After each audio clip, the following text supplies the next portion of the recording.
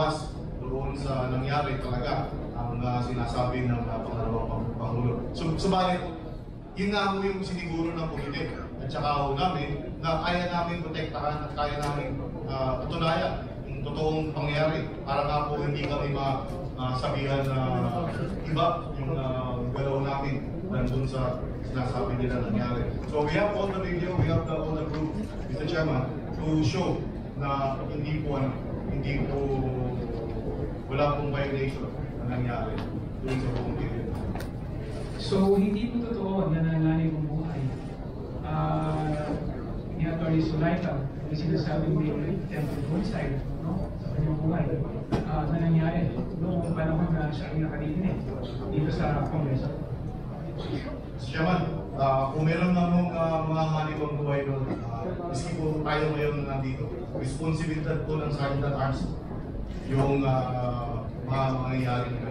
So, noong mga oras na yun, ayaw ng top of the situation, sinisiguro po kung walang mangyayari kahit na sino sa ating mga detainee, maging na rin sa ating mga nakuha. Maraming salamat po. Thank you. The Honorable Franz Castro, recognized.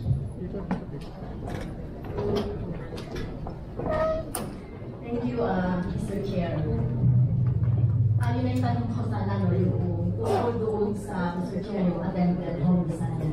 Before you move, I would like to recognize the presence of the Honorable Vice President Sara Duterte. Please continue. Okay, Mr. Chair, so nakita natin, no, yung melodramatic na nangyari noong weekend. Nakita natin yung kwento ng ating mga Jen, SAE, tungkol doon sa, Mr. Chair, parang merong problema sa audio, Mr. Chair. At nakita natin, Mr. Chair, na talagang paliwas sa mga napanood natin sa social media, doon sa mga reports, yung totoong nangyari.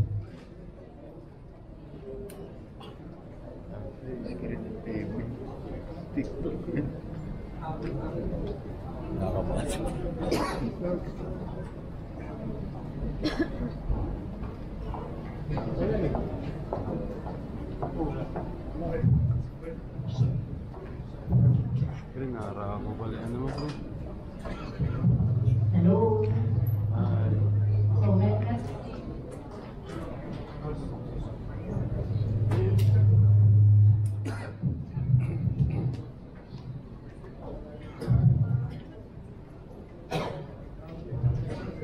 Okay, thank you, Mr. Chair. As I've said, no, doon sa mga kwento na napanood natin, sa statement ni Baby Sara, at saka sa statement ng COS, ng OVP, so na-realize natin dito, taliwas doon sa kwento nila, yung tunay na pangyayari. Of course, pinatunayan niya na noon, interpellation ni Representative Swansea, at saka ni Congressman Ong.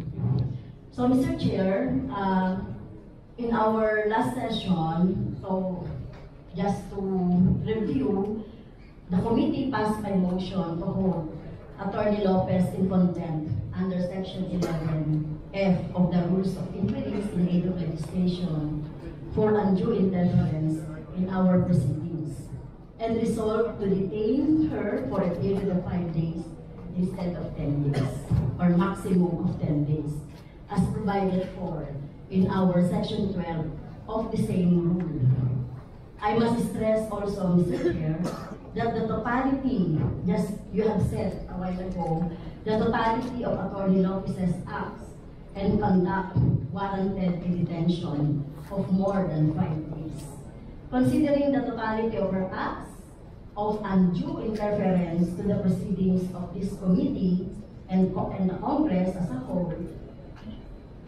whole, she not only admitted writing to the COA in order to suppress or prevent the release of documents, but worse, Mr. Chair, she continued to assert her position during our hearing, as well as in prior correspondences that she sent to this committee in refusing to attend our prior hearings. But by virtue of her conduct, the committee was deprived of invaluable information necessary to allow it to perform its role of crafting legislation for the improvement of the country's system of governance and transparency, Mr. Chair. In fact, she only attended when a threat of contempt citation loomed large should she fail to comply again with the subpoena duces tecum, Mr. Chair. Mr. Chair, in view of the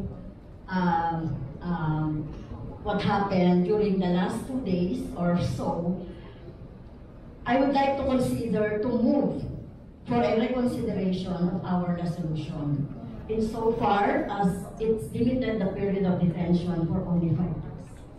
I move, Mr. Chair, that the period of detention of Attorney Lopez be 10 days instead of 5 days.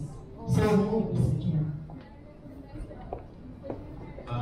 10 days, so additional 5 days. Yes, Mr. Chair, kasi hindi na siya makaka-attend ngayon, ano.